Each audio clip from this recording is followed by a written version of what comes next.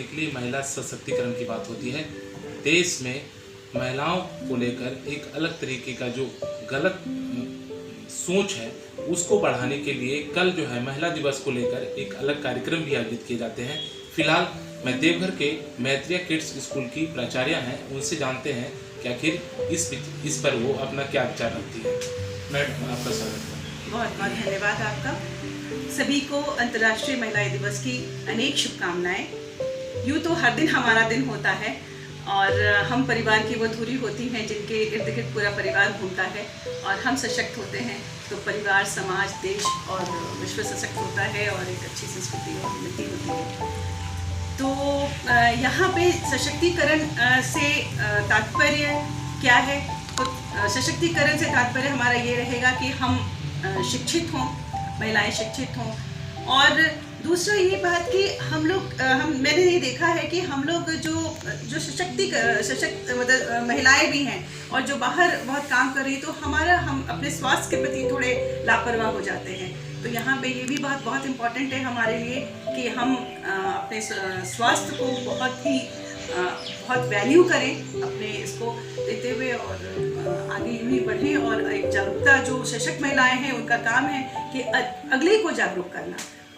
आप वैसे महिलाओं को क्या कहना चाहेंगे जो डिग्री से तो बहुत महान है लेकिन अभी भी घर की चार दीवारी के अंदर ही रहती हैं, परिवार का मतलब इस तरह का प्रेशर भी रहता है?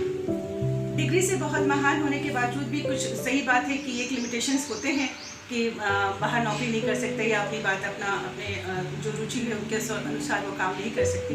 इसमें तो मैं वैसे परिवार से अनुरोध करती हूँ कि ऐसा इसके लिए आगे बढ़ें, क्योंकि आप ये देखेंगे कि जो महिलाएं जिस क्षेत्र में भी, मतलब ये क्वेश्चन की बात नहीं, जिस क्षेत्र में जहाँ पे भी विभिन्न क्षेत्रों में बहुत बढ़िया काम किया है और बल्कि पुरुषों से ज़्यादा बढ़िया काम करती हैं और काफ़ी संवेदनशील होती हैं, काफ़ी अच्छा मतलब उनका जो थिंकिंग स्किल है वो इसमें कंपेयर की बात नहीं, बट वो बहुत बढ़िया डिसीजन मेकर होती हैं और इस तरह से है।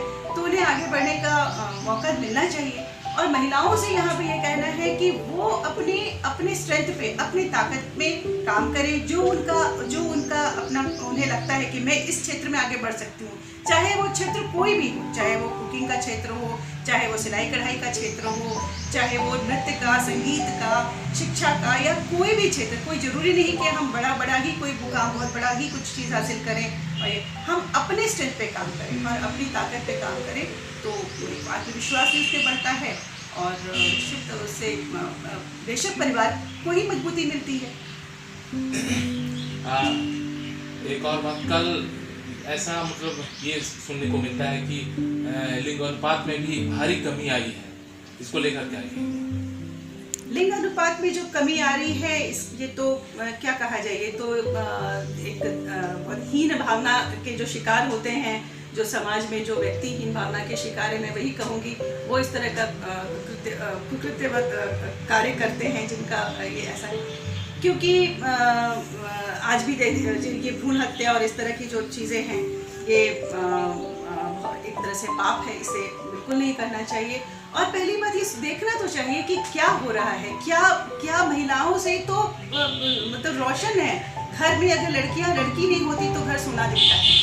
तो और ये बिल्कुल मतलब इसमें नहीं। और यहाँ पे एक इम्पॉर्टेंट बात जो हमेशा हमें लगता है, मुझे खास करके ये बात लगता है कि हम लोग शिक्षा के हम लोग जो अवेयरनेस प्रोग्राम भी करते हैं या हम जब कोई कार्य करते हैं या कोई भी बात होती है तो महिलाओं को ऐसा बोला जाता है या महिलाओं को ऐसे सिखाया जाता है या लड़कियों को ऐसा जितना बात, या घर में भी जो बातें मम्मी अगर बोलेंगी बच्चों को ये तुम्हें शादी करके वहाँ जाना है और ऐसे करना है, ये जो बातें हैं जो बच्चियों को बताए कि तुम्हें दूसरे घर जाना और वैसा करना है या तुम्हें ऐसा ये सीखना है, ऐसा कुछ है।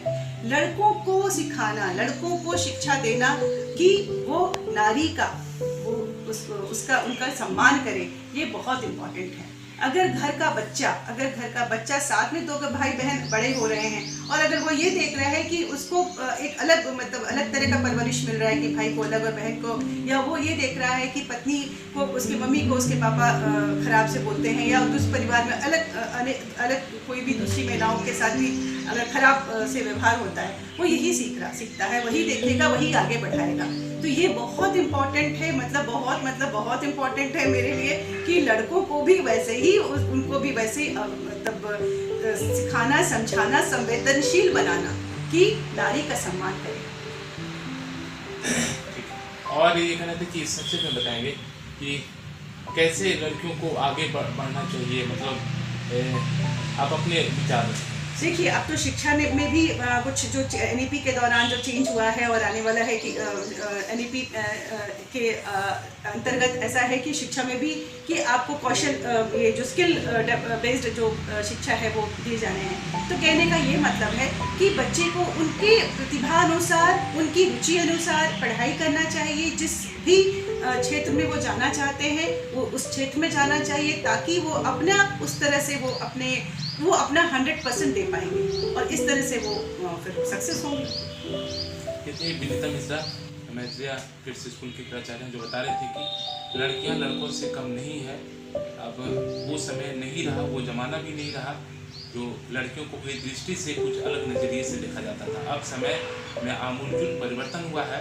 लड़कियां भी, महिलाएं भी देश के अलग अलग बड़े पोस्ट पर हैं। देवघर से लगातार रूटीन के लिए मैं जीतन कुमार। न्यूज अपडेट के लिए आप हमारे चैनल को सब्सक्राइब करें। आप हमें फेसबुक और इंस्टाग्राम पर भी फॉलो कर सकते हैं। बने रहे लगातार.in के साथ।